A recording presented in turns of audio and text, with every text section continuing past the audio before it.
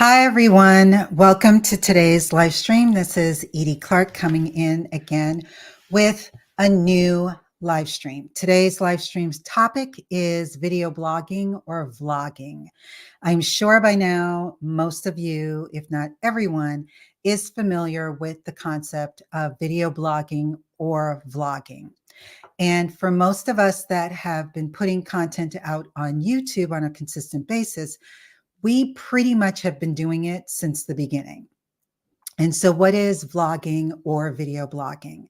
Essentially, it is a way for us to document our daily life. So, you might see a day in the life of various YouTube creators where they're taking you on a journey through their life, through the ups and downs, or through what they do for their business or with their families. So, that's one kind of vlogging.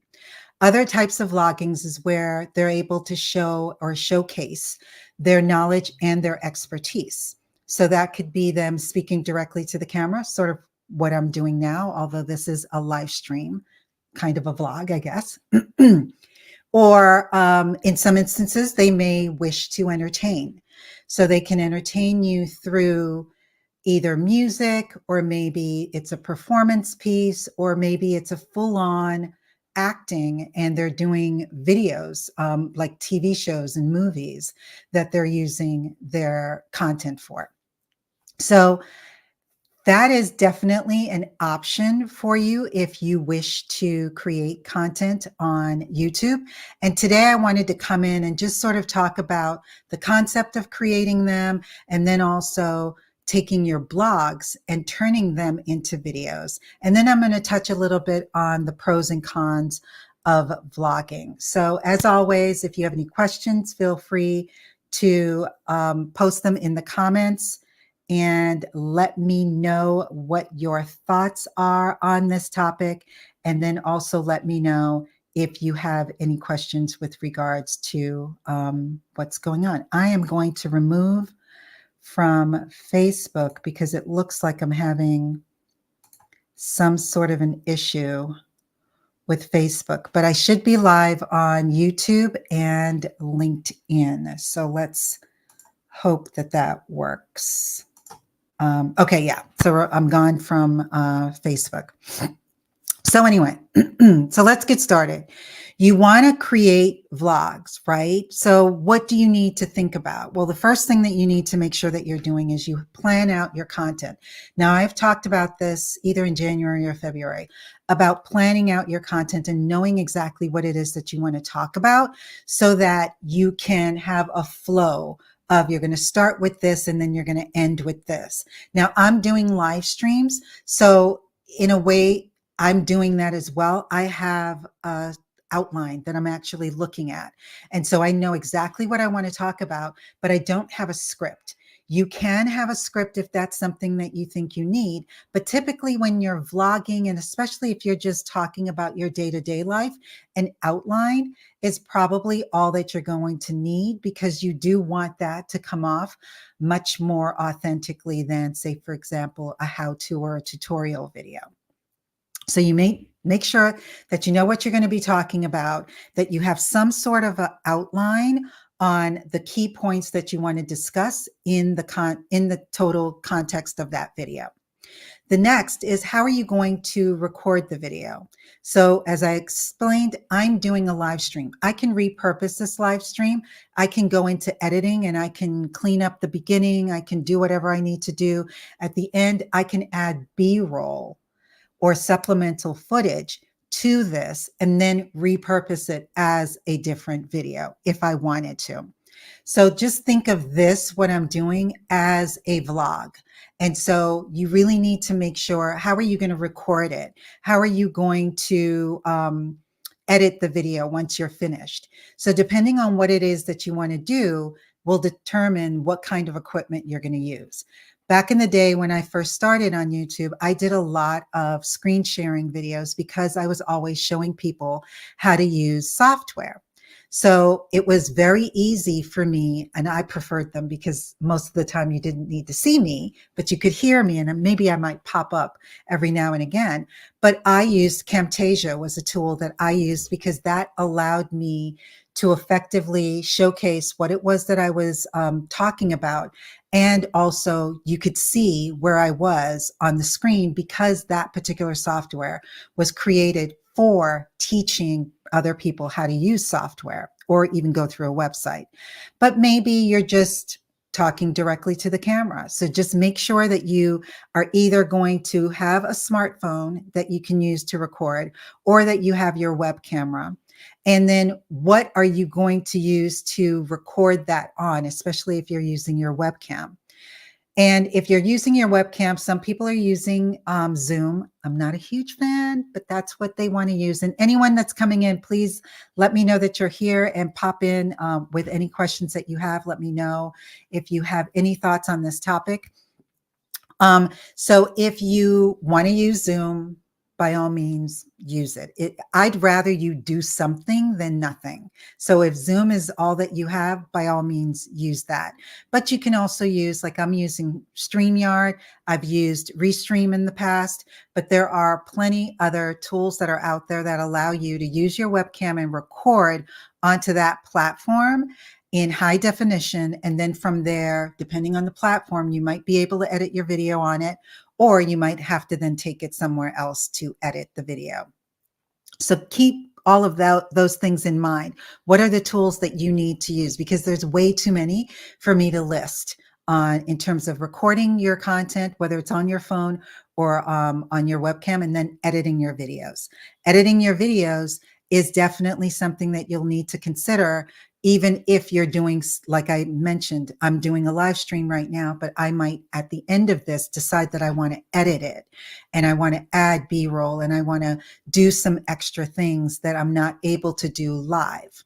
So if that's the case, you can look at a plethora of platforms. Again, Camtasia is one of them. But you can also look at automated editing platform tools, or that tools that make editing almost automated. And so those would be like Capwing, InVideo. Automated would be like Wisecut and Gling. CapCut is another one that makes editing very easy and is something that is web-based, meaning that you don't have to download the app onto your computer in order to use it. So just think of, when it comes to editing, the things that you really need to keep in your mind is, am I going to use editing as a thing that I want to do on a regular basis? That's going to determine whether you want to make an investment into editing platforms, say, for example, like Camtasia or maybe iMovie or Final Cut Pro, or, there's just too many. Premiere is one that I use. Or do you want to have a platform where you can subscribe to it and use it when you need it? Or do you want to use, and that would be like Capwing, InVideo, tools like that. Wisecut is another one. Or do you want to have access preferably to a tool that's free? So you could try tools like CapCut in that instance. So just really assess, how often are you going to need it and use it? How easy is it for you to use? Do you need to go to film school in order to learn how to use this? And just use that as the basis of determining whether or not you want to invest money into it, or if you want to sort of test out different tools and see what that will do for you. And then finally, once you have your video edited, this is obviously if you're not live streaming initially, then you need to publish it. So you want to upload it to YouTube and you want to publish it on that platform. So the main thing for your success when it comes to vlogs is consistency, and also keeping in mind, and I'll get to this in the pros and cons, keep in mind that especially when you're brand new, it's going to take a while for you to get used to, or the audience to get used to you. But just make sure that the topics that you're talking about are topics that people want to know about, learn about, and they're actually actively searching for. And the most important thing is when you are going live or when you are doing your videos, try to be as authentic as possible. Try not to mimic or mirror what other people are doing. If that's inauthentic, and I'm going to assume if you're mirroring someone, it's going to be inauthentic to you. If you make mistakes, if you fumble, if you get tongue tied, if you are just a little nervous, don't worry about that. You're going to get over that in time. One of the things that I'm nervous about is going live. That's why I've challenged myself to do live streams every single week. And every single week I get a little bit better, not astronomically better, but I get a little bit better because I'm getting used to the act of knowing that I'm going live and that there's like a lot of moving parts. I have to keep track to make sure that I, look halfway decent, and that I also have to keep track of my outline, and I have to keep track of the time because I don't want to, bore anyone to death. So there are things that you're going to have to get used to, and that is going to take a while, and it's okay. This is an experiment. Everything that you're doing is an experiment, and it's only going to allow you to get better at it. The more you do it, the better that you get. So again, if anybody has any questions, please post them in the comments so that I can answer them. So that is if you are trying to create the video and have that be your video blog or your vlog. There is another way that you can create a video blog, and it's more probably a video blog than a vlog. And that is if you have a text blog and you want to turn that into a video. And so the way that you would be able to do something like that is you would need to make sure that you are able to take your blog, your written text blog that's on your website, and use a tool that will allow you to, hold on a second, and that will allow you to turn that written blog into a video blog. There are a number of tools that will allow you to do that. And I'm going to open up I'm going to do this. I'm going to open up my screen so that you can see what that looks like. And so one of them is a tool called Kapwing, or Kapwing is actually the way that it's supposed to be pronounced. So I had not really, I love Kapwing, and I've used it for a number of other things. One of the things that I did not use it for recently, I have not used this feature in quite some time, is turning an article or a blog into a video. So this is a great idea or a great opportunity if you wanted to do sort of like a blog recap, and you just wanted it would be a quote unquote faceless video, and you wanted to basically be able to share the gist of what your blog is about. So you would come into, actually, I'm going to go back out. This is the one that I'm going to show you, but you would come into their AI features, and you would come down here to article to blog, and then you would put the link in. I'm not going to put it in because I've actually done it, and I have a video of it that I'm going to share with you in a second. You would put in the link for that blog, and the second that you do, it will start to do its rendering or scraping in the background. And what it's doing is it's pulling the information from the website of where this blog is. And then over here, you're going to see a thumbnail of the article or of the blog to confirm that this is exactly what you want. And then you're going to click generate video from article. Once you've done that, and this was my blog that I wanted to use. So it's not a terribly long blog. It's a fairly short one. But this is what it turned out to be. So again, I clicked on article to video, and then I plugged in the link for the blog. and then it did what it needed to do. And then on this page, and I'll play it from here, on this page, it then is showing me what it's pulling. And then you can choose the video size. So whether you want this to be a vertical, or if you want this to go in your social media feeds on LinkedIn or something, or if you want it to go to YouTube as landscape. And then it starts to pull in your information. And this is what the end result will look like. And so this is definitely a faceless video. It is definitely, in my opinion, the text is too wordy. So I actually went in, and I don't have the finished version available for you, but I went in and streamlined the text just so that I can shorten it a little bit. So it's not such long text that people would have to read. So this would be considered a blog recap or a teaser. And it's just something that you can create that you can share on social media, put in your caption. If you want to read the full blog, go to this link. But it's an opportunity for you to create a video from a blog. So that I wanted to definitely show you is one way that you can take existing blogs and turn them into videos. Another way, which I don't have available, I'm going to see if I can pull it up really, really quickly. But Descript is, or any tool that's similar to Descript, you can use in the same manner. What you can do is you can bring in your Descript article. I don't know if this is going to be, I want to do this. Okay.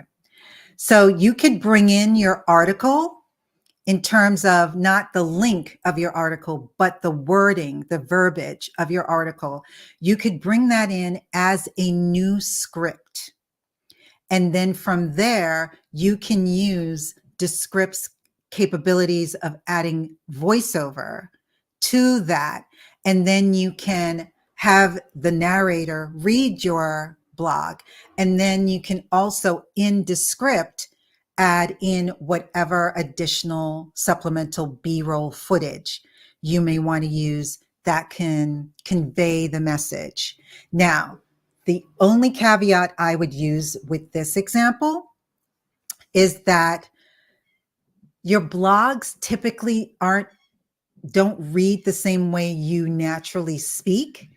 So it's not going to sound like you, or even not even necessarily like you. Granted, with Descript, you can have your own overdub voice do the voiceover, or you can pick one from their library. So I know I write completely differently for my blogs than I do when I'm actually naturally speaking. So that's something that you just need to be aware of and be conscious of, and just make sure that you're like, okay, I think I want to make sure that I am sounding human. So maybe I might want to go in and tweak the blog so that it just sounds and flows more like a script as opposed to as a blog that people typically are going to be reading. But those are two ways that if you have written or text blogs, that you can turn them into videos if that is something that you're interested in doing. So now I want to chat just a little bit on the pros and cons of using video or video blogs. Now, one pro is that you are typically going to get more engagement on a video blog versus on a text blog. Unless your audience, and I have to make this caveat, unless your audience is 99.9% readers. So if you're an author and your audience just loves the written word and only likes to read articles, and the longer the better, then maybe video may not make a lot of sense for you. But I know my audience, and me in particular, am a visual learner. So I love to absorb information visually. So with video blogs, you tend to get way more engagement than you would from just reading the text, because it takes less time. got to bear that in mind. You're also going to be able to create an experience for the audience because they'll be able to see the visuals, or even if it's a vlog about your daily life, or you're traveling and you're taking them on your travels with you. It's much more immersive in that instance. And then the third is that if you are experiencing, certainly you can do this with live streams, you can share real time events with your audience. And so they'll be able to understand what you're doing, especially if you are doing it on, certainly there are people that vlog every day. So if it's every day, they're there with you, they're experiencing it with you. So that definitely are all perks. But some of the downsides are, you have to record it. You have to take the time to plan it. You have to make sure that you're going to put all of these things in. You have to do your custom thumbnail. You have to, I mean, it's just the amount of work that sometimes it can be overwhelming, but it is necessary in order for you to make sure that you are attracting the right audience. So whether it's the planning, the recording, the editing, all of that can be time sensitive. In a weird way, that's why I'm also doing live streams, because it's saving me time in recording this. And for me, if I know I'm recording it and I'm not going live and I make a mistake, I'm starting all over again. And I've been doing this for years. So for me, I actually prefer to do a live stream. But if you don't mind and you want to have it recorded and you want to be able to add in all of these different elements, then that is definitely the way for you to go. The other thing is that it's time consuming and it's not the greatest if you do not know anything about editing, because editing can be a time suck in terms of that you have to learn it and then you have to do it. There are automated editors that are available. All they do is they remove any, and Descript is one of them. They remove filler words. So if you say a lot or right or so or whatever, there's a lot of dead space in between sentences. These automated editors can remove them. Depending on which one you're using, I know WiseCut can also do jump cuts, so it can move the camera for you. But that's pretty much about it. There are others that are going to be coming out that are going to definitely be able to add in B-roll and do different things like that, but that's not here yet. And again, all of those cost, and you still need to learn the platform to a certain degree in order to utilize it. And then when it comes to visibility, vlogging is definitely, in my opinion, better than text blogs for visibility.